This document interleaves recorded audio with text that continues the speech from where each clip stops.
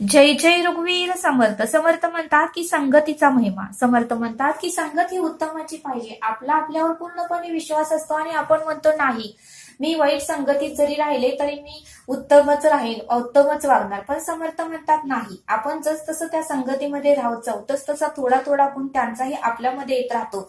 आणि म्हणून समर्थ म्हणतात की सदा संगती सज्जनाची धरावी. संगत जर उत्तमाची असेल, सज्जन व्यक्तीची जर असेल तरच आपण उत्तम घडणार आहोत, असं समर्थांनी आपल्याला ते सांगितलं. आणि म्हणून समर्थ म्हणतात की आपण कोणाच्या संगतीत राहतो आणि कोणाच्या पंगतीत बसतो. म्हणून समर्थ म्हणतात की आपण कोणाच्या संगतीत राहतो आणि कोणाच्या पंगतीत बसतो यावरच आपली किंमत ठरवली जाते, आणि म्हणूनच समर्थ म्हणतात की संगत ही उत्तमाची पाहिजे, संगत ही सज्जनाची पाहिजे, संगत ही संतांची पाहिजे, असं समर्थ आपल्याला ती सांगतात. समर्थ म्हणतात की सुसंगती सदा घडो सुजन्य वाक्य कानी पडो. सुसंगती सदा घडो सुजन्य वाक्य कानी पडो हा संदेश जगाला समर्थ देतात. समर्थ म्हणतात की चंदनाचे झाड घाव घालणाऱ्या कुऱ्हाडीलाही आपला गंध देऊन जातो. चंदनाचे झाड हे घाव घालणाऱ्या कुऱ्हाडीलाही आपला गंध देऊन जातो. आणि म्हणूनच समर्थ म्हणतात की संगत ही संत सज्जनाची लाभली तर. म्हणून समर्थ म्हणतात की संगत ही संत सज्जनाची लाभली तर आयुष्याचे सोनेच होते. आणि म्हणून समर्थ म्हणतात की काळ मोठा कठीण आहे. म्हणून समर्थ म्हणतात की काळ मोठा कठीण आहे तेव्हा सद्गुणाची जोपासना ही हारीची उपासना आहे. काळ फार मोठा आहे तेव्हा सद्गुणाची जोपासना ही हारीची उपासना आहे, असं समर्थ आपल्याला ते सांगतात.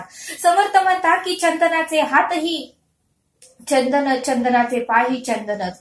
चंदनाचे वृक्ष मुळापासून ते शेवटपर्यंत सर्वत्र चंदनच असतं, असं समर्थांनी आपल्याला ते सांगितलं.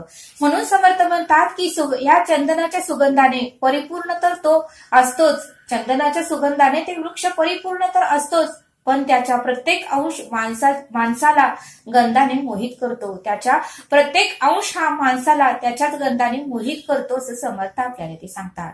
समर्थ म्हणतात की सज्जनाचे अंतरंग चंदनासारखीच असते. समर्थ म्हणतात की सज्जनाचे अंतरंग संतांचे अंतरंग हे चंदनासारखीच असते आणि त्यांच्या सहवासात प्राणीमंत्रांना सुवासिकता प्राप्त होते. त्यांच्या सहवासात प्राणीमंत्रांनाही सुवासिकता प्राप्त होते, असं समर्थ आपल्याला ते सांगतात. समर्थ म्हणतात की परिसाचा कोणत्याही बाजूने स्पर्श झाला तरी लोखंडाचे सोने होते. परिसाच्या कोणत्याही बाजूने स्पर्श झाला तर लोखंडाचे सोने होते. आणि सोने करण्याचे सामर्थ्य त्या परिसाच्या अंगी असते. सोने करण्याचे सामर्थ्य त्या परिसाच्या अंगी असते. भले ते लोखंड छोटे असो या मोठे, त्याचा उद्धार करण्याचे व्रत परिसाने घेतलेले असते. भले ते लोखंड छोटे असो या मोठे, पण त्या लोखंडाचा उद्धार व्हावा, त्याचंही कौतुक व्हावं, त्याचाही जय जयकार व्हावा असं परिसाला वाटत असतं. त्यामुळे लोखंड छोटं असो या मोठं, त्याचा उद्धार करण्याचे व्रत हे परिसाने घेतलेलं असतं. आणि संतांचे कार्य परिसा समानच असतं. म्हणून समर्थ म्हणतात की संतांचे कार्य हे परिसा समानच असतं. आणि म्हणूनच संत तुकाराम महाराज, संत नामदेव महाराज, संत ज्ञानेश्वर, संत निवृत्ती महाराज यांनी सर्वांनी आपल्याला उत्तमाचा मार्ग दाखवला. ते आपल्यासाठी परिसच आहेत, असं समर्थ आपल्याला ते सांगतात. समर्थ म्हणतात की दिवा आपला प्रकाश आणि साखर आपला गोडवा माणूस पाहून द्यायचं की नाही ठरवत नाही. समर्थ म्हणतात की दिवा आपला प्रकाश आणि साखर आपला गोडवा. समर्थ म्हणतात की दिवा आपला प्रकाश आणि साखर आपला गोडवा माणूस पाहून द्यायचं की नाही ठरवत नाही. तर त्याच्या सहवासात जे येतात, सहवासामध्ये जे येतात त्यांना त्यांचा गुणधर्माचा लाभ घडतो. त्यांच्या सहवासात जे येतात त्यांना त्यांच्या गुणधर्माचा लाभ घडतो, असं समर्थ आपल्याला ते सांगतात. समर्थ म्हणतात की समाजामध्ये बाबळीची झाडे पुष्कळ आपल्याला दिसतात. या समाजामध्ये, या पृथ्वीवरती बाबळीची झाडे आपल्याला पुष्कळ दिसतात. ती प्रत्येक ठिकाणी आपल्याला दिसतात.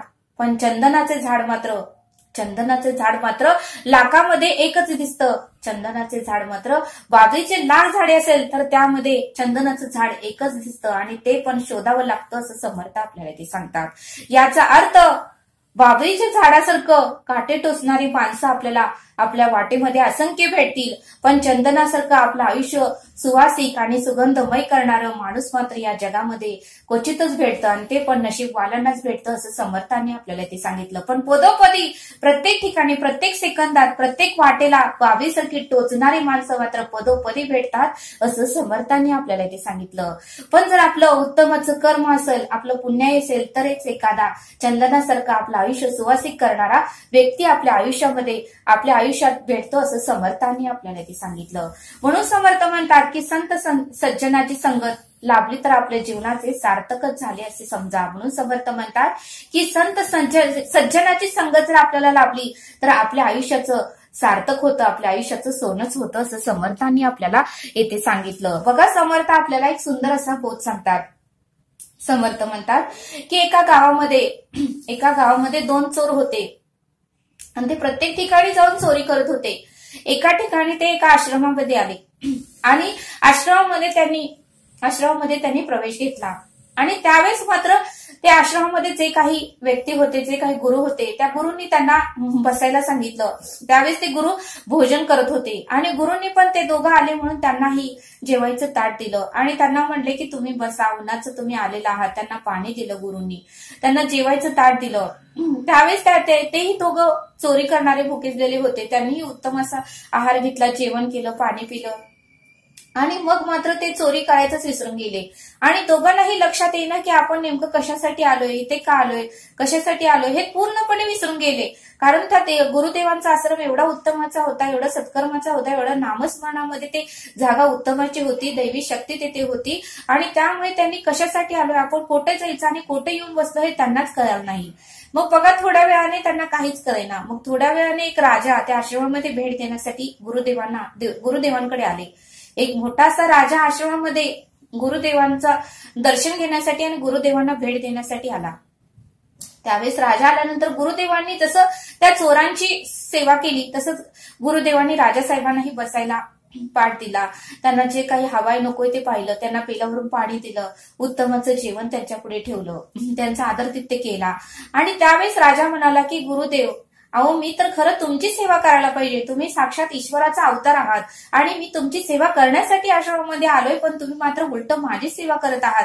तुम्ही मला उत्तमाचं ज्ञान सांगितलं, उत्तमाचा मार्ग दाखवला, जे उत्तमाचं करता येईल तेवढं तुम्ही मला सांगितलं. त्यासाठी मी उत्तमाचं आज आहे, माझं आरोग्य उत्तमाचं आहे, माझ्याकडे सर्व काही आहे ते तुमच्या आशीर्वादानेच आणि त्यासाठी मी तुम्हाला आज भेटायला आलेलो आहे आणि त्यासाठीच मी तुम्हाला आज काहीतरी बक्षीस देण्यासाठी आलेलो आहे. त्यावेळेस राजाने असे 2 पिशव्या भरून त्यांनी सोन्याच्या मोहरा काढल्या आणि ते गुरुदेवांच्या चरणापाशी ठेवल्या. त्यावेळेस गुरुदेव म्हणाले, या सोन्याच्या मोहराची मला काहीही आवश्यकता नाही, कारण मी एक साध्या आश्रमामध्ये राहतोय. मला माझा परब्रह्म ईश्वर 2 टाइमचं मला जेवण देतोय आणि मला सगळं सुखसोयी आहेत. मला आता या धनाची काही आवश्यकता नाही, या धनामध्ये लोभामध्ये मी अडकणार नाही आणि कृपा करून तुम्ही हे धन घेऊन जावा. तरीही राजा काही केल्या ऐकेना. राजा म्हणला, नाही, माझ्या समाधानासाठी, माझ्या शांतीसाठी आणि माझ्या सुखासाठी हे तुम्हाला घ्यावंच लागेल आणि तुम्ही मला उत्तमाचा मार्ग दाखवला, माझ्या आयुष्याचं सोनं केलं, माझ्या आयुष्याचं तुम्ही चंदनासारखं माझं आयुष्य फुलवलं आणि त्यासाठी हे बक्षीस आहे. त्यावेळेस ठीक आहे म्हणले गुरुदेव आणि राजा तेथून निघून गेला. त्यावेळेस गुरुदेवांना वाटू लागलं की हे सोन्याचं मला तरी काय उपयोग आहे, मी जे दोघं चोर आलेत त्यांना मी देऊन टाकतो. आणि मग मात्र गुरुदेवांनी ते 2 पिशव्या होत्या सोन्याच्या भरलेल्या मोहरांनी, त्या दोघांनाही देऊन टाकलं आणि त्यांचे पाया पडले. गुरुदेव त्या दोघांनाही सोन्याच्या 1 पिशव्या मोहराने देऊन टाकल्या आणि त्यांचे पाया पडले, का तर ते अतिथी होते म्हणून. आणि मग मात्र त्या चोरांना काहीच कळेना, आपण इथे कशासाठी आलोय, काय आलोय हे त्यांना कळना.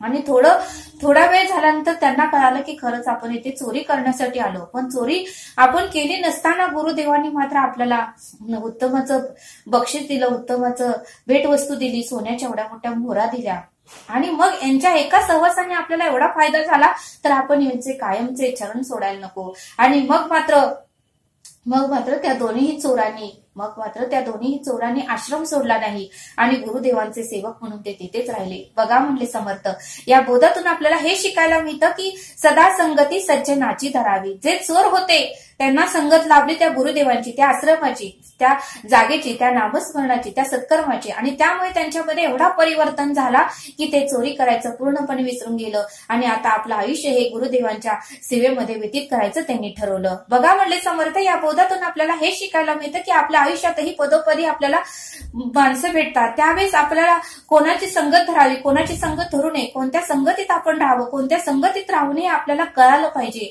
म्हणून समर्थ म्हणतात की सदा संगती सज्जनाची धरावी. संगत जर उत्तम असा असेल तर आपलं आयुष्य ही उत्तमाचंच होणार आहे, आपल्याला सुख शांती आणि समाधान प्राप्त होणारच आहे, असं समर्थांनी आपल्याला या बोधातून समजावून सांगितलं. तरी आता आपण येथेच थांबूया. हा व्हिडिओ आवडल्यास सबस्क्राईब करा. भेटूया पुढील भागात. धन्यवाद. जय सद्गुरू.